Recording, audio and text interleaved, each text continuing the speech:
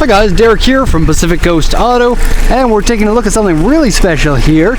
It's a 1999 Toyota Dyna, and it has a pretty big secret in the back there. I'm going to show you in just a sec. We're going to go over the auction sheet, but because this vehicle is a big diesel with a big engine, it's noisy, and so I'm going to shut the engine off for the remainder of the walk around here. Just going to show you here that the engine does runs fine.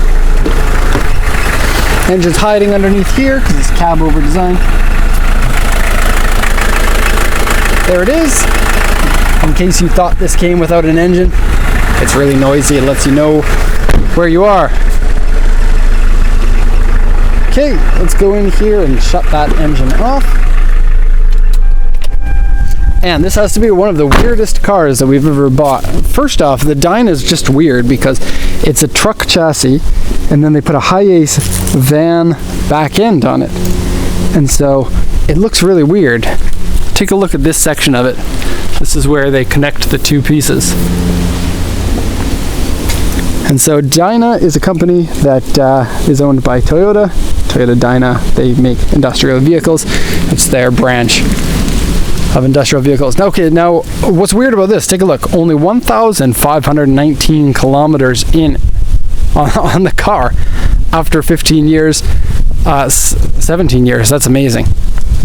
The body on it is pretty much perfect. I don't know if you can see that because it's dark in that section. Here we go. A2, that's it. Otherwise, it's good. And the big cool thing about this is it's a generator truck. Now it's an auction grade 3 interior B, exterior B generator, and not just any generator, it's a huge one. 20 kilovolt amps. I don't know if that's what that stands for. 60 hertz, 1100 kilograms for the generator. And so that's not something that you can just go into the back and pick up. That's pretty amazing. Now, center floor is dented. That's why it got the 3. Probably it ran over a stump or something. The exhaust is being pushed up. Likely the same problem. Battery's dead, which is a lie because the battery's fine. Exterior, various scratches and dents. Interior dirty, and the bed is dirty. Okay, so I'm going to show you the back generator because it's pretty cool. But first off, interior here we get power windows. You can barely see that. Lovely door chime. Sound of crunching leaves underneath my feet. Steering wheel is bus style, almost horizontal, so that's cool. Easy to get in, despite it being pretty tall. Just hop in like this with your nice handy handle there. 1550 kilograms. Now, Paul took this for a drive. I didn't. He said it's really, really slow. Let's go back to the auction sheet and check to see how big that engine is. Okay, so it has a 3660 cc, so it's like a 3.6 or 3.7. I don't know how they're going to designate that. And I believe that's a non-turbo. Taking a look at the engine.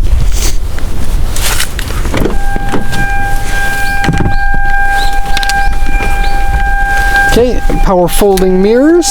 For your nice big mirror that's up there, it gives you your front clearance and your side clearance there. Really cool manual transmission, but it's a dog leg manual. Take a look. First is down. Second, third, fourth, fifth. And the reason for that is because industrial vehicles like this, you typically won't ever use first unless you have a lot of weight in the back. And so, for example, if the van's empty, then you would only use 2, 3, 4, 5.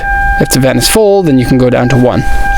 So get it out of the way because most people won't be using it. Brakes, clutch, everything feels fine. Clutch feels massively strong, like you can drive the entire car without using the throttle. Some buttons here for something. I know what the ES means. That's hill assist, so that you don't go backwards when you're parked on a hill. Looks like we have AC, just a radio, no CD player or anything. 24 volt cigarette lighter. It's good that they mentioned it's 24 volt. Looks like it's never been used. And no smell inside the car. In fact, it's kind of like a new vehicle in here. You have a little bit of dirt over here on the glove box. but it looks like the switches have barely been touched. You get 3 official seats, so you can sit somebody in the front. You don't get a lot of leg room there. I wonder what it's like to sit in that seat.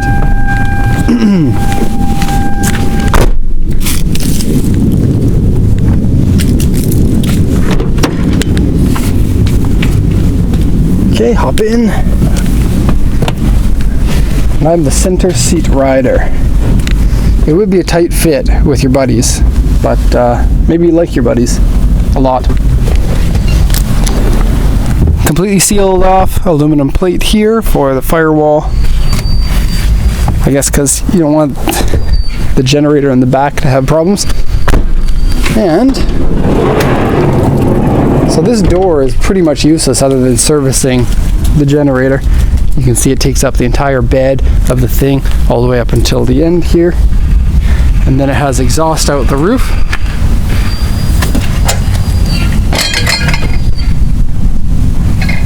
Maybe that's exhaust. I don't know. Fire extinguisher, they used to go here. And tray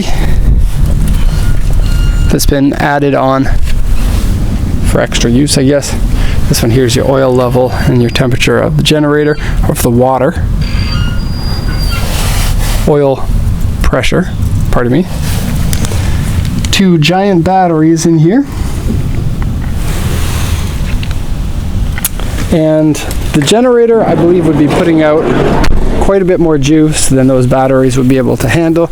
And so those batteries would just be used temporarily after you shut the generator off if you're going to be using a small load. And so take a look at that. The thing has a giant door, key switch in there.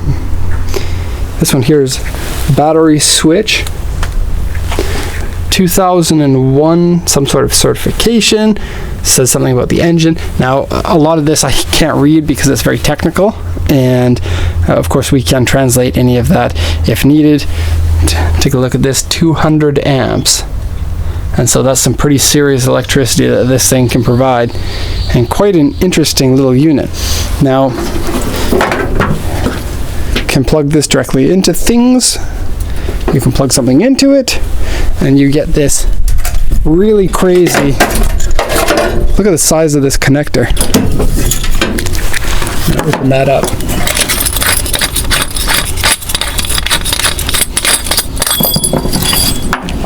So that is some industrial connector. Insane. And it looks like this is difficult to close when you're on the spot.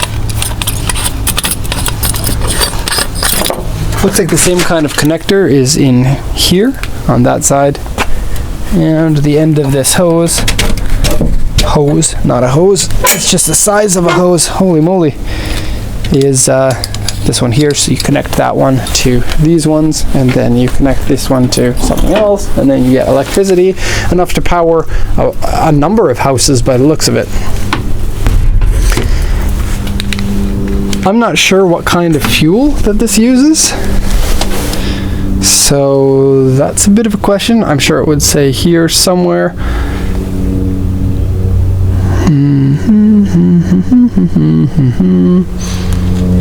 Oh, 143 hours it's been used. That's handy to know.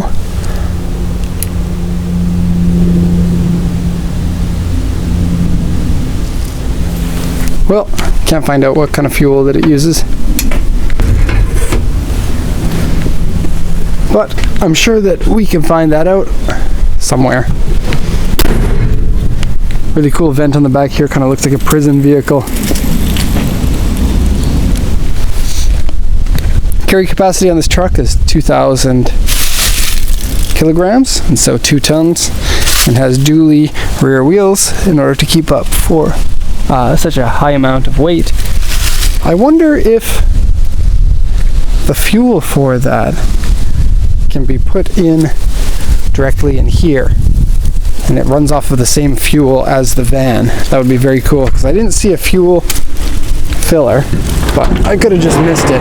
This is my first time checking this thing out. Let's see what's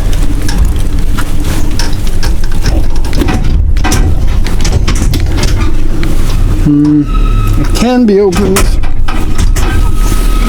You can peek in there. There's lots of engine-y things in there.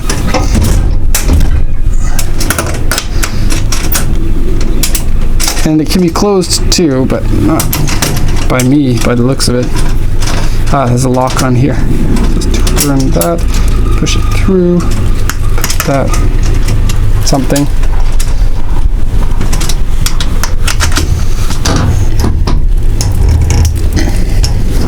I'll figure that out after, perhaps. Okay, so what a weird vehicle. And the fun thing about this one is that the price of this probably costs less than it would cost to actually buy that generator. So it's like buy a generator and get a free van with it. So really cool. 1,500 kilometers on it. Dual wheels. I think it's rear wheel drive. Doesn't say. We'll have to peek. I don't expect something like this would be four-wheel drive. Right, it's not. Okay, something weird and something special. Alright, hope you enjoyed the video. If you like it, then you can post comments and check out our website and all of that stuff. So thanks a lot for watching. Have a nice day.